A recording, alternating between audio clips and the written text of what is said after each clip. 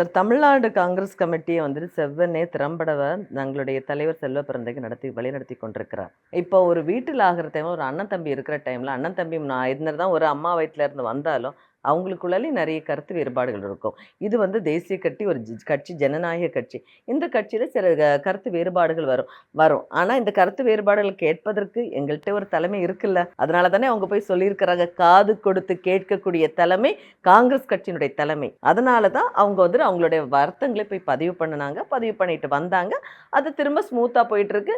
இன்னைக்கு பாருங்க, அதே மாவட்ட தலைவர்கள் எங்க தலைவர் செல்வ பிறந்தகை கூட சேர்ந்து கட்சியில அவர் சொல்லக்கூடிய வேலைகளை செய்து கொண்டிருக்கிறார்கள். காங்கிரஸ் கட்சியை வழிநடத்தி ஸ்ட்ராங் அன்னைக்கு வில்லேஜ் கமிட்டி எல்லாம் போட்டு பண்ணிட்டு இருக்கிறாங்க.